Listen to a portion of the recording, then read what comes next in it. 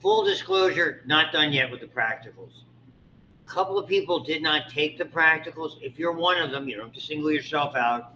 Either email me or see me after we're done. Happy we'll figure this out. It's not the first time and it won't be the last time.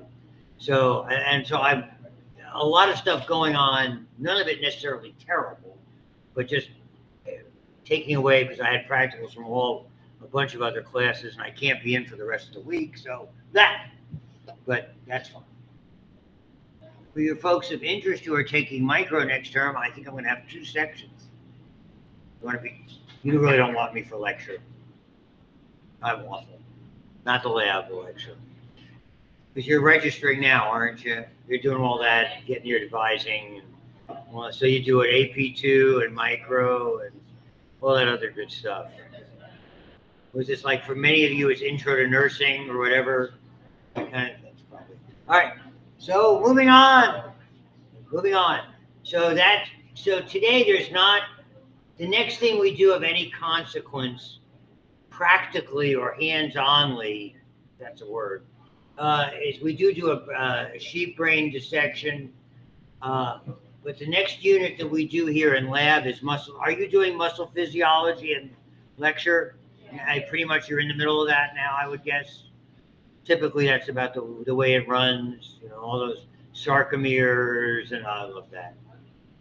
I bands and A bands, troponins and tropomyosins. Are you in that? Is that where you are? I love that. I love that stuff. It's my favorite. Okay, so that's the difficult part, I think, of AP1. And so I'll try. What we do now for the next, effectively, it's 2 weeks. And as soon as I can get done with it, we get done with it. And that's muscles. Full disclosure, it is my least favorite to teach. Not because they're not important. I just don't. There's no way I can demonstrate to you other than using illustration and occasionally. We don't really have good models to context it. Okay, so it's not easy. As far as I am concerned, there's 620 muscles. I just want you to know the major muscles or the major groups that are there. For many of you, particularly if you're going into the nursing sphere of things, you'll get more information because we utilize them a great deal for the landmarks and for identifying and certainly for sites of injections, etc. It's important practically, is the way I would frame it for you. So they're on the blackboard where I just put it out, but it's all chapter 9 is muscle physiology. Chapter 10, there's 4 PowerPoints, count them, that capture muscle anatomy. We're going to start with those. And some of the stuff I skip right through.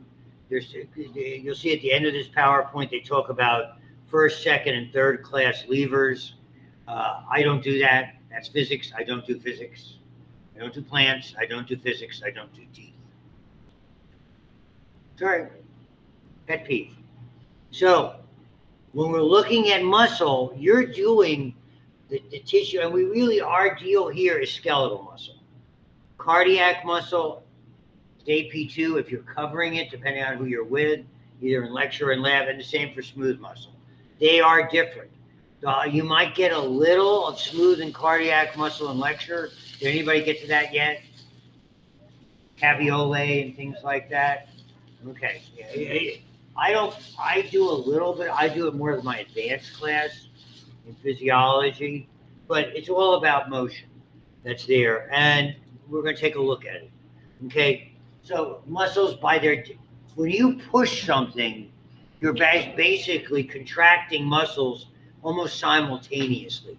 So they're more about pull than they are. It doesn't mean you can't push with combining the activities. That's what they're talking about here.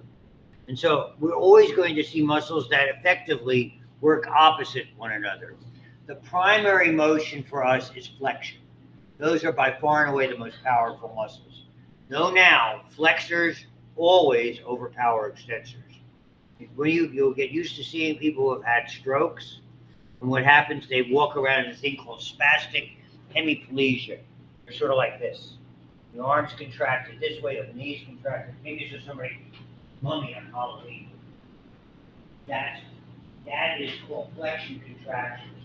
So after a stroke, your nervous system hyper excites your muscles and causes flexors to overpower extensors. To rehabilitate a stroke, you always have to brace like this, bracing. Get those contractions are very hard to rehabilitate. That's the first nugget. Flexors are always stronger than extensors. So basically, they're the prime movers. Not always, there's some exceptions. And they're opposed by everything. So, for instance, when you flex like this, okay, the principle, there's two muscles that really do most of the work. Very famously, the biceps brachialis and the brachialis underneath it. Brachia, because that's the area, that's your arm. Biceps means because you'll see it has two heads. But it's opposed by something called the triceps brachialis, which is three heads. That's the big muscle that's behind here. So they're working together. I mean, you think of it, if you're lifting something up to the top of a shelf, you're using both. So even though you're pushing with it, to some extent, you're using contraction on both ends. So they're typically opposite sides. Hey, Dan, help you? Oh, please, feel free. Okay. I'm not sure that works. Okay. So, synergist. They work when something is in synergy. They're working together. That's all that means. And some, depending on who the instructor is, I don't do it. You know, like the biceps brachii and the brachialis, they work synergistically. They work together. Fixators, stabilizers. And so you might see some of that in the language. I'm not going to ask you about it. For me, this is more about identify the muscle and to understand some basics about it. So we're doing, which is what I like to call the KISS program. Keep it simple, stupid. That's what KISS means. It's an acronym. Frequently used in the military. So, voila.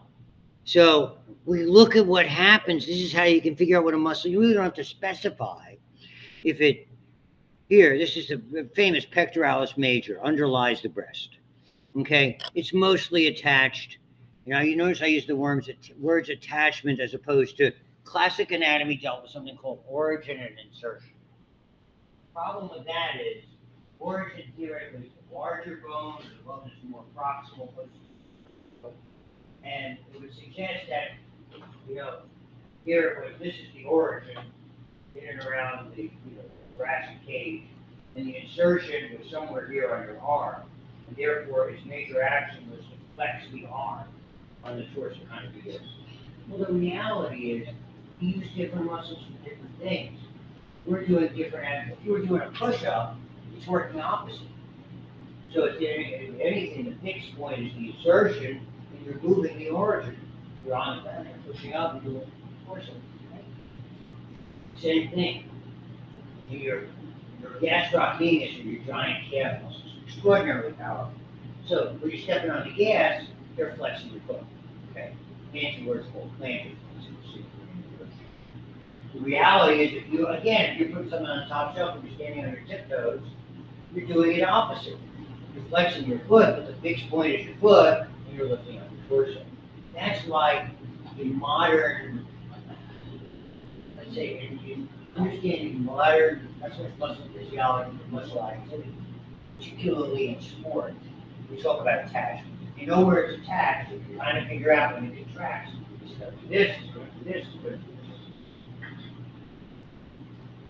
So, pectoralis major, flexing the arm upon the torso, etc. It's basically, you know what joint it crosses. It crosses in front of the shoulders when it brings it this way. There's a muscle back here, and it's helped muscle, and students understanding muscles who more people go to the gym. So they know where their pecs are, they know where their trapezius is, they know where their biceps, they know what different muscles they work on in the gym. These are called lats. It stands for latissimus dorsi. And their poses and inserts is from the posterior aspect of the rib cage and the back and other structures. And it inserts into the arm, into the humerus. And so effectively it's pulling the arm back. It's extending. Flexion and extension. And effectively, they work together. So the two of them work in concert. If somebody's swimming, in the summer, if you take a look at the Olympics, the best people to look at from a standpoint of watching muscle activity are swimmers. Because their muscles have to use them as muscles. And you can take so well developed, particularly ones that really, because they're doing freestyle, what's called crawl. Basically, that's standard swimming motion. It's remarkable. And that's an interesting time if you're interested in this stuff, because you see a lot of it in the Olympics. They'll focus in on runners, so you'll be able to see some of that stuff. It's pretty interesting. I mean, for somebody like me who likes this stuff. Okay.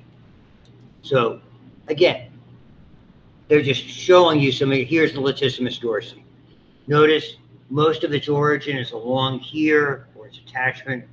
Okay, as you can see, along the posterior aspect of the ribs. This is called, this sort of whitish material is not a tendon, not a ligament. It's thick, dense connective tissue that a lot of muscles attach to. Okay, it's got a fancy name. It's called an aponeurosis. You'll see that shortly.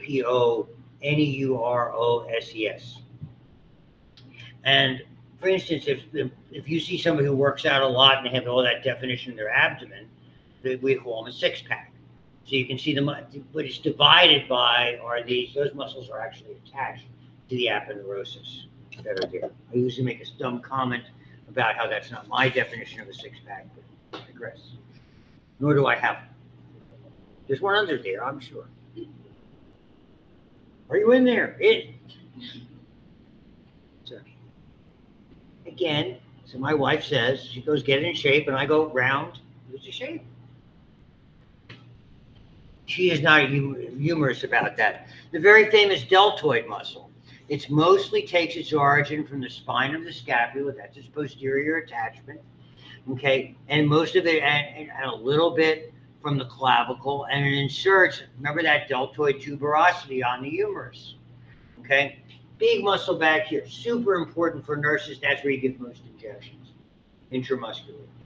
You give in the deltoid because it's a big, big, thick muscle. So if you stick an inch needle in there, it's not going to go in and poke somebody in the bone. That's why we understand what the muscles are. So basically it does this.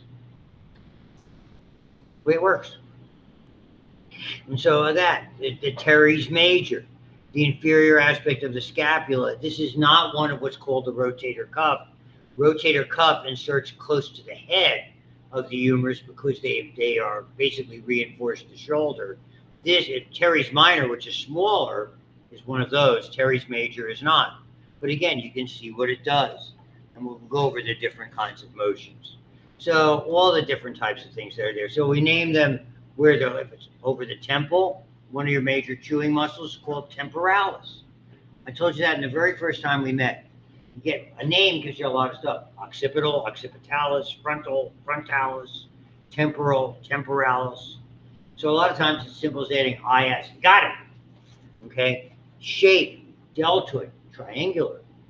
Delta, like you would see in a fraternity or a sorority when they use that kind of Greek letters, not the script, but the formal. And they use the triangle for that. And typically if there's more than one, you just saw it, major and minor, or maximus, largest, minimus, smallest, longest. And you'll see a lot of those have this, and you'll hear about these. Okay. Abdominal muscles. We classify them, all three of them are right there.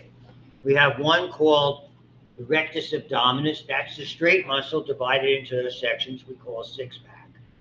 Transversus is sort of like a big wide belt that you would have. That's the weakest of those muscles. And it runs across sort of at right angles to the rectus abdominis. And you have an internal and an external oblique. Those are your four abdominal muscles. They're extraordinarily strong and extraordinarily important. When somebody hurts their back, there's a lot of back muscles, as you will see. It's very hard to exercise them specifically. So if you know somebody who's had back problems, they have them do a series of crunches. The idea is to bolster and strengthen the abdominal muscles because that will help to stabilize the back muscles. So that's standard. Okay, that's the standard exercise that we do with rehabilitation for somebody with a bad back for whatever reason. And again, how many places, we call them heads, how many components. So if you have 2 attachments that function as the head, they use the term origin, or 3 biceps or triceps. Where they're located, okay? So a really neat muscle is here. You can all feel it. It goes from your mastoid process. Somebody with a nice slender neck, when they move like this, it's a lot of definition, and it attaches to the sternum and the clavicle. So for clavicle, they say clido. Sternocleido, you can feel it coming up. Mastoid.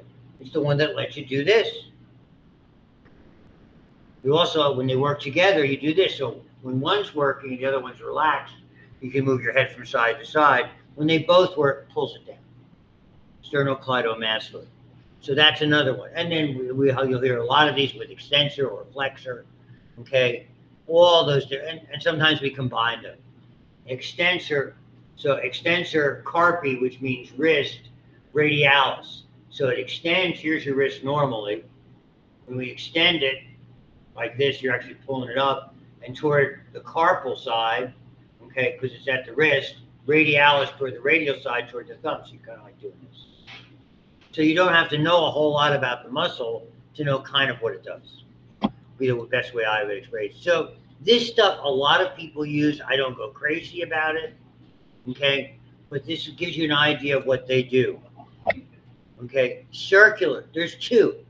Closing your eye, it's called orbicularis oculi and orbicularis oris. So closing your eye and closing your mouth uses those circular muscles. Only 2 I can think of that we really talk about. Okay, convergent. There's that pectoralis major. The fibers go toward a common, and muscles do one of 2 things. They attach to bones directly, or they attach to bones by way of a tendon.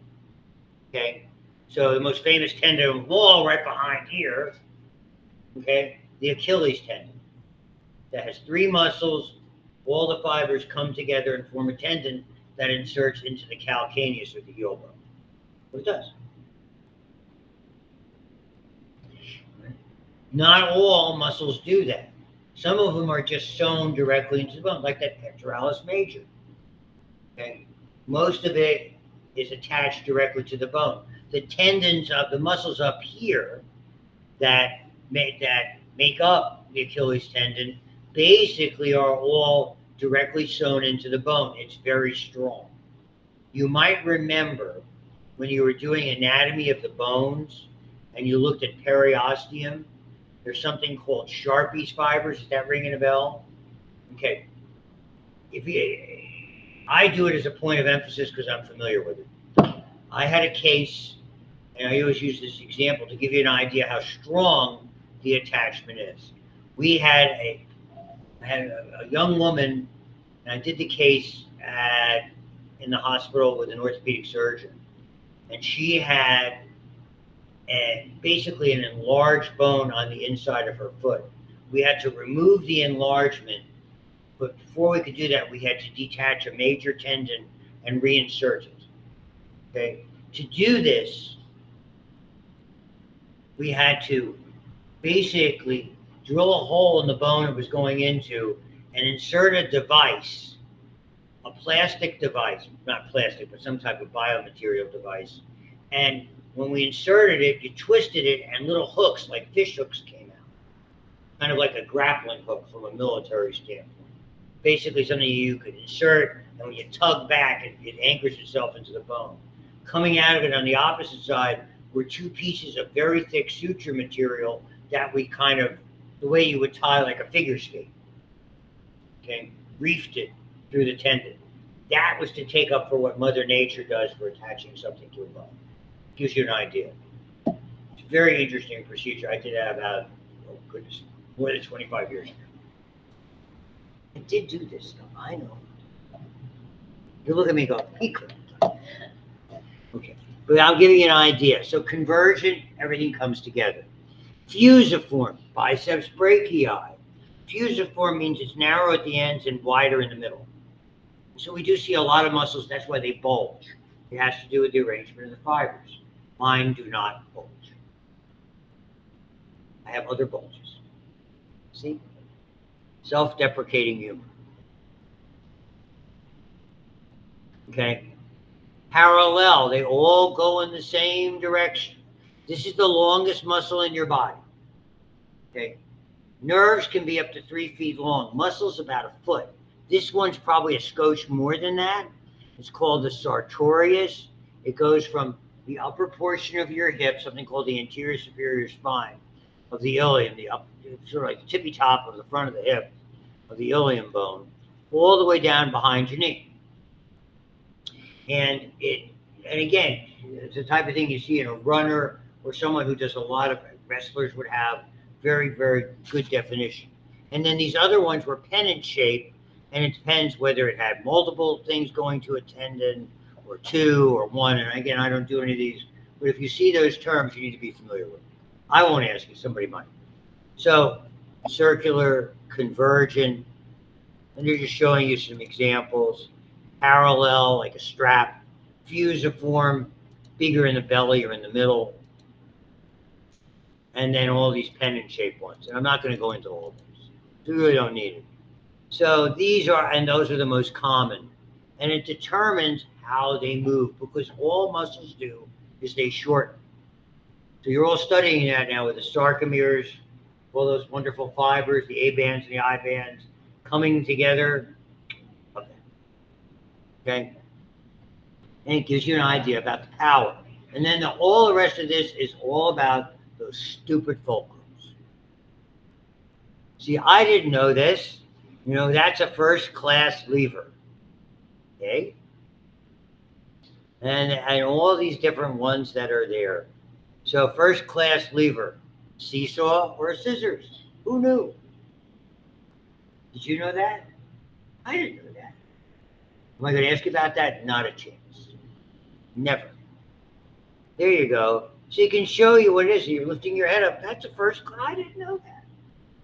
Second class, wheelbarrow, standing on your toes.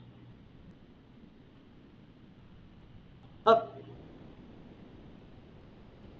Third class, tweezers. Most skeletal muscles apparently work like that. I didn't know. But that typically, that's what, you imagine that's the fulcrum. Think of a pair of tweezers or something that you're squeezing together. Who knew? And then everything else is, that's sort of like all the introductory. It's very hard to see when you have any of an illustration like this or like this, because there's just too much information, I think. But for instance, up here, again, frontalis, up here, you're able to see that kind of muscle that's over there.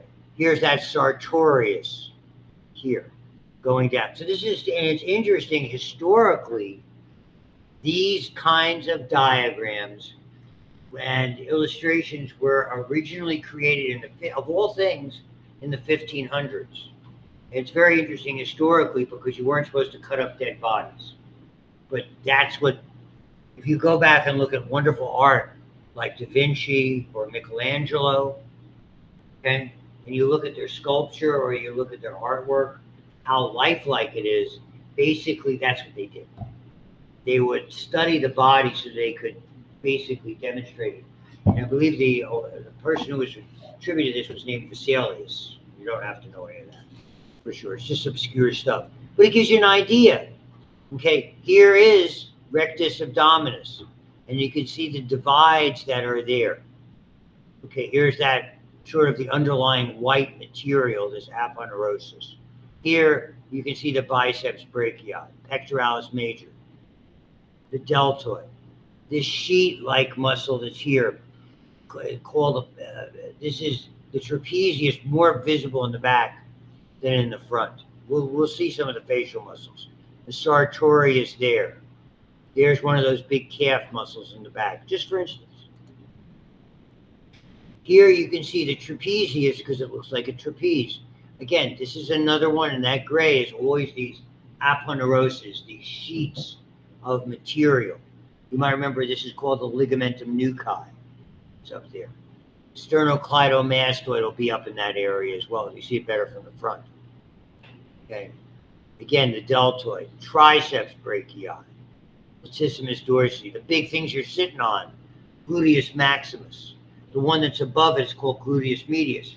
Interestingly, when you give an injection in somebody's rear end, you don't give it in their rear end. Not rarely. Okay? Because that muscle overlies the sciatic nerve. You got to be careful because you can stick a needle in the nerve. So normally it's the hip. And that's something in nursing they teach you. Yeah, like right there. You make triangles with your fingers. And they'll show you how to do all that stuff.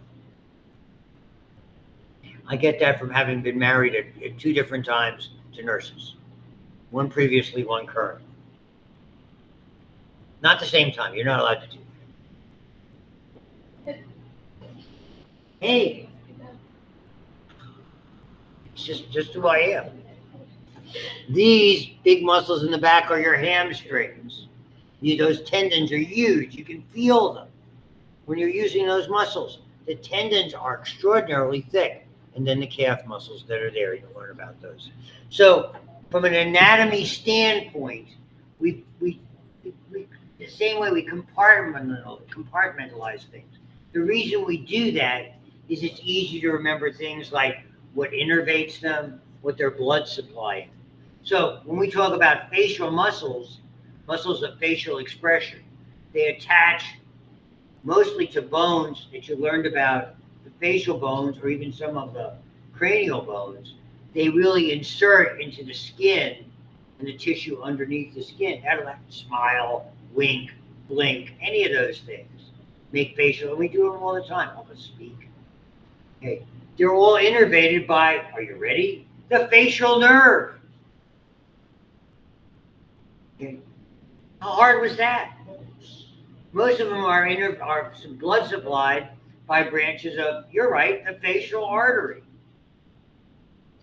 Facial. Okay. So the facial nerve, and we'll get to the cranial nerves down the road. So, and they divide them. For instance, it's a fancy name. It's called the epicranius. So if you're raising your eyebrows, it's a combination of the frontalis and the occipitalis. That's this epicranius. And then there's this big aponeurosis that they both attach to. That's on top there. So, and so you have 2 bellies with regard to this. It's got a fancy name you don't have to know, called the Galea aponeurotica, and I have no idea.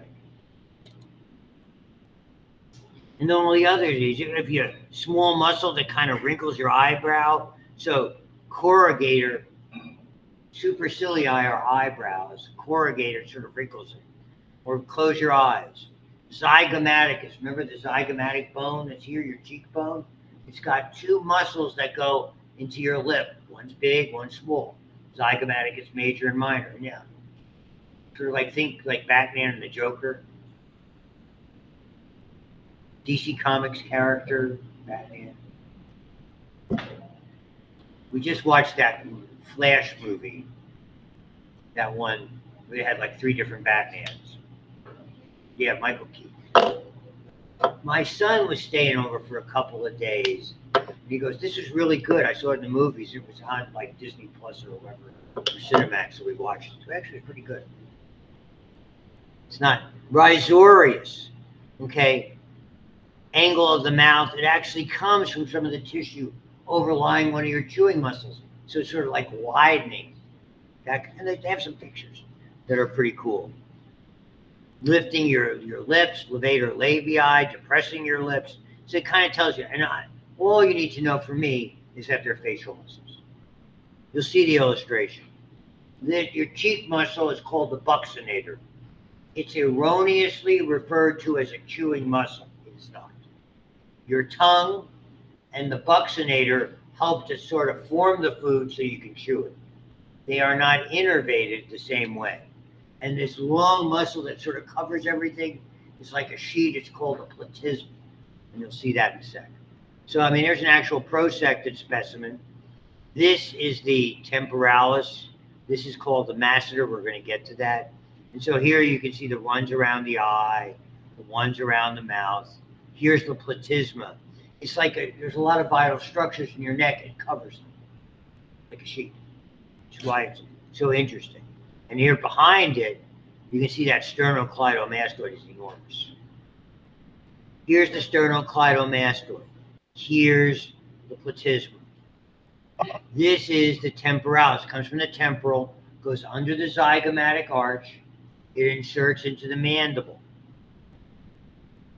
Here from the zygomatic arch, you have the masseter going from the zygomatic arch around by the angle of the jaw, which is one of the things why I point out certain structures on the bones. So it gives you an idea. Those are primary chewing muscles, I'll show you. So they're just giving you some, she's making faces, raising eyebrows, blinking, whatever. She's got a nice smile. So the muscles, now those are muscles of facial expression. The temporalis, the masseter, not the buccinator. That's where you can't judge by the PowerPoint. Again, it centers the food. The same thing with your tongue. It helps to certainly assist with chewing. But your major chewing, temporalis and masseter, open and close the jaw. And if you remember in the sphenoid bone, it's got things called pterygoid plates. They have muscles called the medial and lateral pterygoids that attach to the interior of the mandible. And they help you bring your jaw forward, move it back, move it from side. So they're like grinding and chewing muscles. Those four, masseter, temporalis, medial and lateral pterygoids, are innervated, as you will come to know, by the third branch, known as the mandibular branch of the trigeminal nerve. Those are, by definition, muscles of mastication. We test them to make sure that nerve is intact by having people move their jaw up and down against resistance. The buccinator is a facial muscle. You can see facial different. Here's the buccinator. Here's the obicular, but this is the big masseter and the big temporalis. And then the pterygoids are inside there, side to side, front to back. And then all these other ones have to do with, a lot of those, when you see the term glossus, means your tongue. Genio means the interior of your mandible. Hyo, there's one other bone we haven't talked about. And that bone is because it's only associated, the only bone that doesn't attach to another bone. It forms in these muscles. So even though they've attached it here, this is the hyoid bone. And so when you see hyoglossus or geniohyoid or stylohyoid, those are different structures that attach. They use this almost like a fulcrum so that you can speak, move your tongue, helps with swallowing, forming words, etc. Again, I always say it's a bone that would have failed kindergarten. It doesn't associate with it, doesn't play well with others. Kindergarten? Oh, come on, you were in kindergarten. I think I was the only kid who failed kindergarten. But here they are. Styloid, that's the styloid process of the temporal bone. And you can see them. Genio is from the interior of the mandible, all into the tongue that are there. And they play a role from the thyroid cartilage, which is your Adam's apple, all that. And if these illustrations help you, fine. If they don't, fine too. So we use the hyoid as like a divider. If it's above the hyoid, typically tongue, swallowing, tongue movements for speaking. If it's below, again, probably more swallowing, but they cover. So anatomically, we use the hyoid as a divider, and then we use that sternocleidomastoid from here to here, and it creates two triangles. A posterior triangle, remember it's like this. The interior triangle, very delicate, speaking, soft. posterior triangle filled with muscles, because their job is very simple: hold up the head. And so, and you can see if they're above it, swallowing, floor of the oral cavity, anchor the tongue. And so you can see these. One of these famous has got two bellies. So it's basically associated with the hyoid. One called the digastric, two bellies. One going back to the jaw this way, one going up to the jaw this way, sort of anchoring by the hyoid bone. So I don't make a big deal out of those either, but I want you to be familiar with them. What allows you to swallow food are called pharyngeal constrictors. The food tube behind your mouth leading to the esophagus is called the pharynx. You share it with respiratory. So you study it in both respiratory and digestive anatomy. It's basically like a funnel that's open in the front, sort of a deep, wide funnel that's open in the front. We end up with muscles behind it, okay? One in the top, one in the middle, one in the bottom, called pharyngeal constrictors. Down the road, you'll learn they're innervated by something called the glossopharyngeal or the ninth cranial nerve. That's what their job is, to swallow.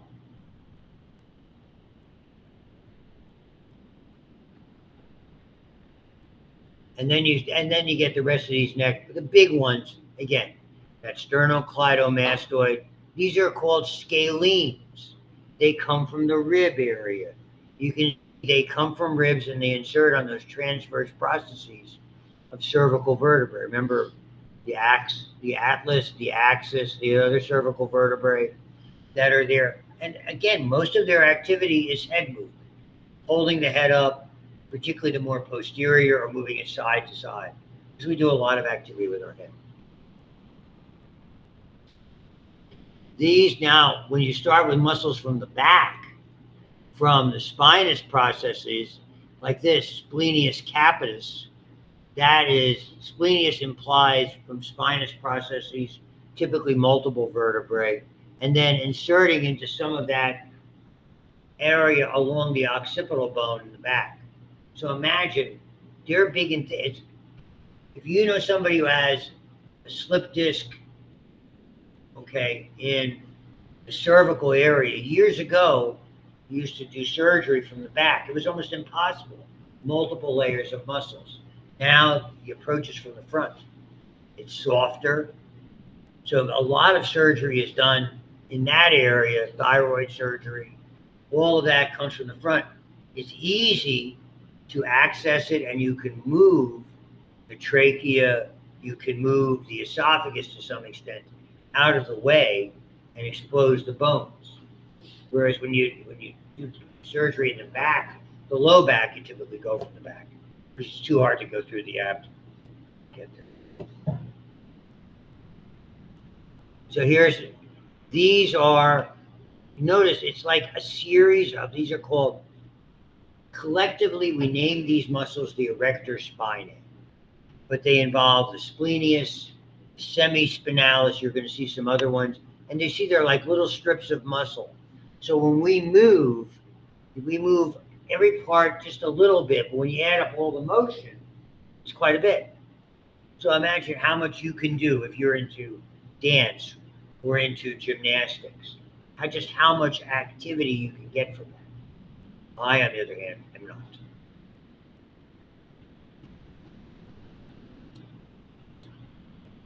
So just here, there's another one of these. Again, it's like strips of muscle. And so my wife's business is an Amazon selling business. So we send out a lot of boxes. You don't just put one strip of tape, okay? You end up with multiple strips to secure the box if you're shipping it to Amazon. You buy something on Amazon Prime, and it's fulfilled by Amazon, as a lot of people do. We send it to Amazon, Amazon processes it and sends it to you. So when we make up a box, multiple strips of tape. Because that way, when the UPS guys and gals are throwing it around, it's likely to stay intact. So you don't yell when you order something and it comes broken. come on, you all shop on Amazon. Admit it. Hey, there could be a toy, puzzle, or game for you coming from us. We do mostly toys, puzzles, and games. You don't like toys, puzzles, and games? It's the holidays. So you have part of this erector spinae, iliacostalis, part of it longissimus because they're long. They're coming from the sacral area and the hip area all the way up. They're long. Okay, spinalis, they're long, and they always involve spinous processes. And so you can go through all of those, and they show you some interesting pictures of them. So this is the combination thereof. So I just wanted you to know what they are. Like this quadratus lumborum. Quadratus because it looked like it had 4 sides. Lumborum because it's from the lumbar area, and it generally takes the other attachments in the internal portion of the ilium. And even have tiny ones that you don't have to know about at all. Okay? These are just imagine all the intricate activities you and I do when we move a little bit from one side to the other side. There's a lot that goes on. Wasn't that fun? No. I'm intentionally going through this rapidly. No, one more. Too bad. Good try. Hey, you get style points.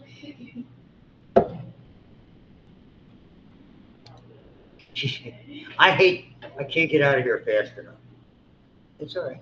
This semester's almost over. What do we have? 2 more weeks here? Right? You have like 4.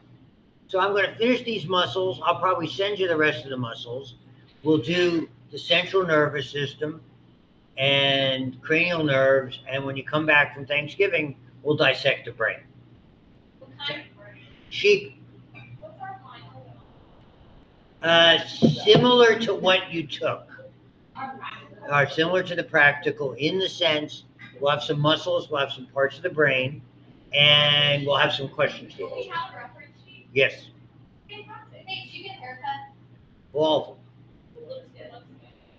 Thank you. My wife's going to be jealous with all this attention. It's funny. She has a Bible study class every Thursday night, and most of it's men, a few women. And the one guy says, how can your husband let you be here with all these guys? And I said, you tell him I'm surrounded by a bunch of like 18 to 22-year-olds. It's like, are you kidding me? Honest to goodness, it's crazy. I'm very fortunate. Okay, so these are ones, and we already talked about some of these. Pectoralis major and latissimus dorsi and the deltoid. They're the big players with the arm. Forward, backward, up, that's it. Okay? There's a number of muscles that cross, and we classify them because they cross the shoulder joint. And the difference between being the rotator cuff inserts directly into or attaches directly into the humeral head, these don't necessarily do that. These are the 4 you should know. There's guaranteed to be a test question on the final. What are the 4 muscles? Which of these is not, or which one is a member of the rotator cuff? Remember that the scapula had, like it angles forward, you had subscapularis, you had the spine, you had the subscapular fossa, you had the supraspinous fossa and infraspinous fossa. That was part of the practical. And there's a muscle that comes from all of those, and there's one in the front, subscapularis. The other 3 are in the back that insert or attach to the humeral head. The other one is teres minor. These are helpers, synergists, big players. Teres major and coracobrachialis. So they all play a role, but you'll see them. Not the pectoralis major because you saw that before, the deltoid. But they'll give you some idea. There's latissimus dorsi in the back. And they give you where they go from. This is subscapularis. Notice it's the only one on the front that goes into that tubercle on the humeral head. So most of your support for the shoulder is in the back and above. You have bones above, you have 3 different tendons in the back that make up the rotator cuff. Here's one of them, supraspinatus, supraspinous fossa to the top of the humeral head. Infraspinatus, larger, infraspinous fossa to posterior aspect of the humeral head. And then lastly, teres minor. Okay, not small by any stretch, not as big as the major, which goes like from here to here, more into the shaft. So there's 1, 2, 3 supporting it. So it's much more likely when a shoulder dislocates that it goes partially or totally, that it goes forward and downward, because most of its support is in the back and in the top. That's why that's such an important role. And when they go, and you can look through these, though I wouldn't ask you about these different nerves, subscapular. These are different nerves that when we get, you do it mostly at AP2, when you start talking about nerves that branch off, the spinal nerves that branch off and go to the extremities. The axillary nerve is a very significant one, by the way. And so here they are, looking at them again, supraspinatus, infraspinatus, teres minor. Here's teres major. Again, even though it helps the shoulder, it's not considered part of the rotator cuff. This is the triceps brachii, that big olecranon process on the posterior aspect of the ulna, that big bump that's there. You have a central tendon, and you have 3 heads, a long head up here, a lateral head, and a medial head. So it's a big, thick muscle, powerful. Here's the latissimus dorsi. When you go in so they're showing you, this is the biceps. It's really important when we talked about joint stability.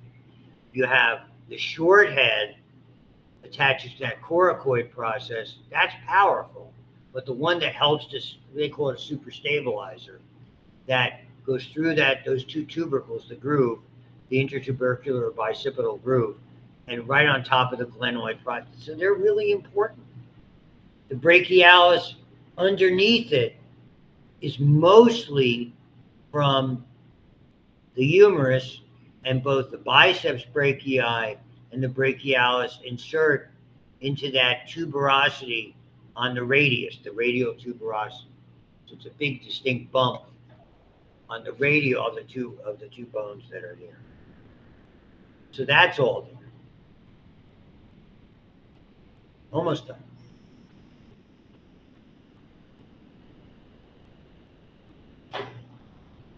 And so when it comes to the next portion, we're dealing with the forearm. The 2 big players for the forearm, everybody, are the medial and lateral epicondyles. The medial and lateral epicondyles, that's why I'm doing this, are those 2 bumps that you can feel here and here. Okay? They're of the humerus. They are important because this one is called the common flexor origin. So all those tendons that let you kind of do this, and you can see the tendons here, all of the muscles here that come into tendons in your wrist that basically help you flex the wrist or flex the fingers come from the medial epicondyle. The ones that help you extend come from the lateral condyle, which is not as large. That's called the common extensor origin. And so if you think when somebody has tennis elbow, depending on whether they're right-handed or left-handed, it's something we call epicondylitis. That gets irritated. So they're again showing you the same muscles we were looking at before, the triceps, biceps. Same one, it's sort of repetitive with regard to this. The brachioradialis, just for the sake of completeness, is another muscle that helps synergistically with the biceps brachii. It comes from the humerus, hence the brachial, into the radius, and it helps flexion.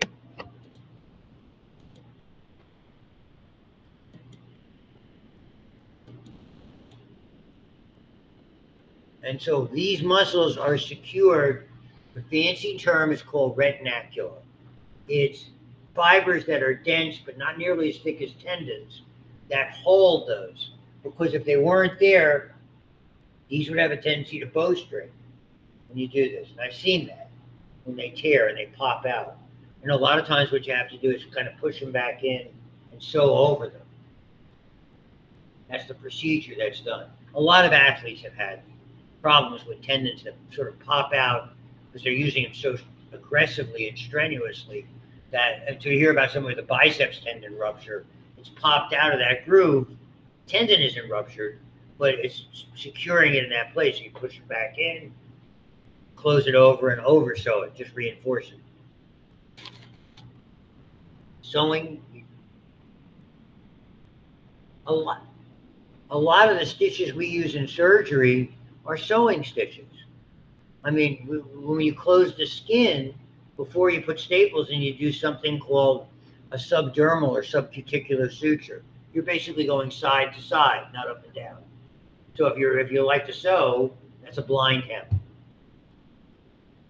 Nobody into sewing? Oh, you're awful. Right. My wife is a very talented. Did I tell you about being? She's a very talented.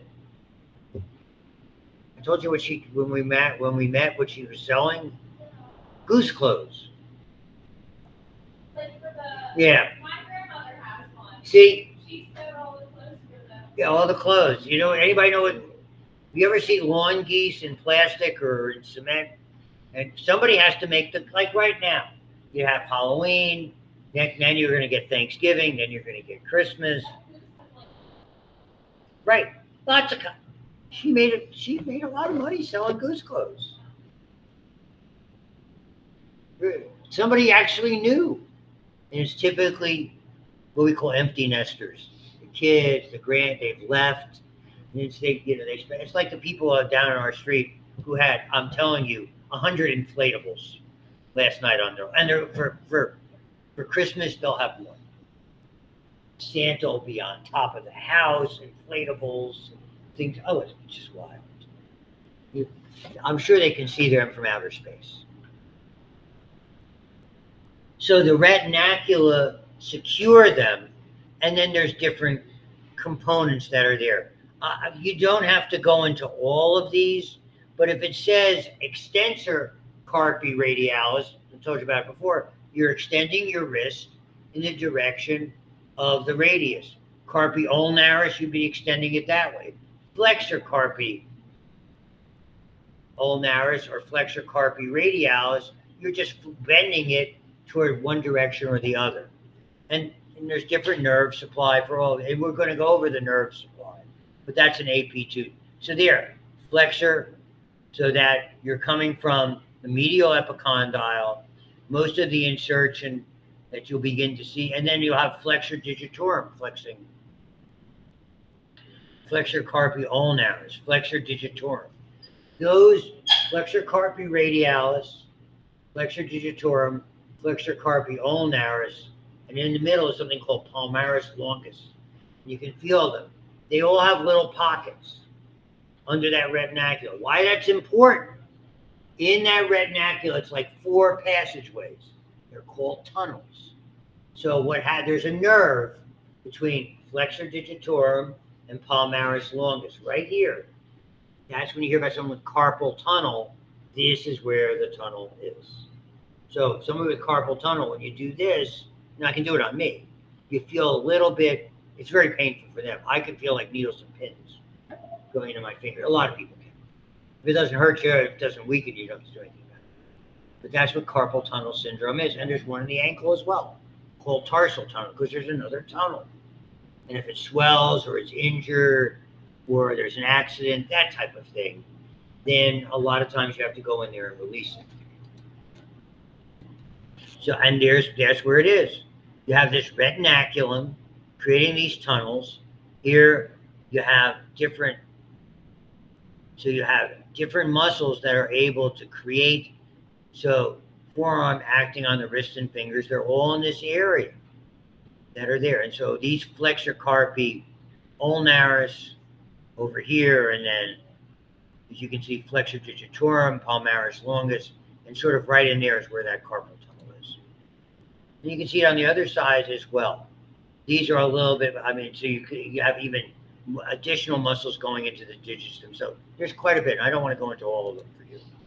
If you would end up going into something like occupational therapy, so they do a tremendous amount of upper extremity anatomy because that's what they focus on. If you have a hand injury or a finger, my wife had a broken finger from a fall that she had to have operated on, and to rehab it so she could get back to making a fist, she was in occupational therapy.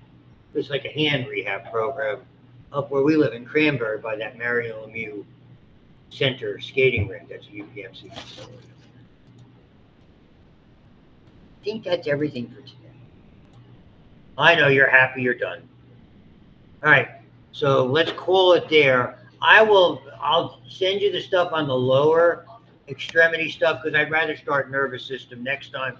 I will have those exams. Again, if somebody did not, for whatever reason, was not here for that, please get in touch with me or come by and see me now.